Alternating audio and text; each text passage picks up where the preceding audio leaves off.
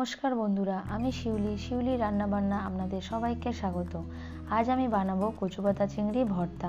বর্ষার সময় এই কচু পাতার রেসিপিটা খেতে কিন্তু খুবই দারুণ লাগে। তো চলুন দেখে নিন কিভাবে এই রেসিপিটা তৈরি করব। প্রথমে চুলাতে কড়াইটা গরম করে নেব, তার মধ্যে কিছুটা জল দিয়ে দেব। এরপর 1 চামচ লবণ দিয়ে দেব আর অর্ধেক লেবু দিয়ে দেব।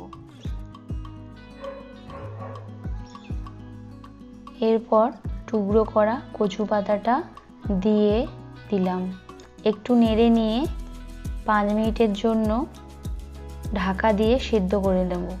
5 মিনিট হয়ে গেছে, আমি ঢাকাটা খুলে দেখে নেব আমার কচু পাতাটা সিদ্ধ হয়ে গেছে কিনা। আমার কচু পাতাটা সিদ্ধ হয়ে গেছে, আমি এবার একটা পাত্রের মধ্যে তুলে নেব। এবার আমি কড়াইতে 3 চামচ তেল দিয়ে দেব।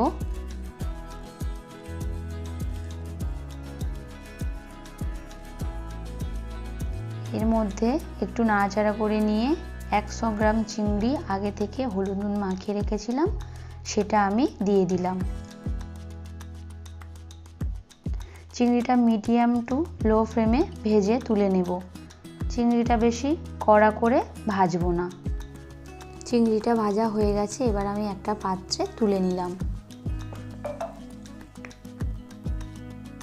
ওই তেলে 1 চামচ কালো জিরে দিয়ে দেব। এবার সিদ্ধ করা কচু পাতাটা দিয়ে ভালো করে নাড়াচাড়া করে নেব।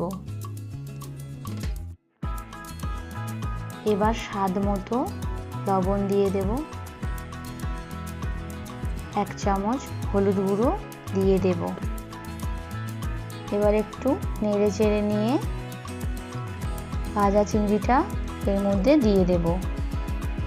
দিয়ে একটু নাড়াচাড়া করে এর মধ্যে 1 কাপ নারকেল বাটা দিয়ে দিলাম।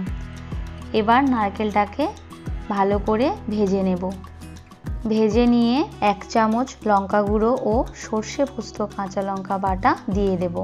আমি আগে থেকে 2 চামচ সর্ষে, 2 চামচ পোস্ত ও 2টি কাঁচা লঙ্কা পেস্ট করে রেখেছিলাম। এবার সব উপকরণগুলি 2 থেকে 3 মিনিট ভালো করে ভেজে নেব।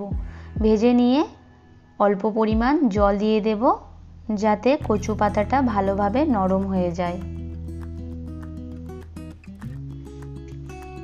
এবারে 5 মিনিট ঢাকনা দিয়ে রান্না হতে দেব। 5 মিনিট হয়ে গেছে, দেখতেই পাচ্ছেন কচু ভর্তাটা একদম রেডি হয়ে গেছে। তোমরা এটা বাড়িতে বানালে বুঝতে পারবে এর স্বাদ ঠিক কতটা সুন্দর। গরম ভাতের সঙ্গে এই কচু পাতা চিংড়ি ভর্তা হলে আর কিছুর প্রয়োজন নেই। অবশ্যই বাড়িতে এই রেসিপিটা ট্রাই করবেন। আর আমার রেসিপিটা ভালো লাগলে তাহলে অবশ্যই একটা লাইক এবং সাবস্ক্রাইব করে দেবেন।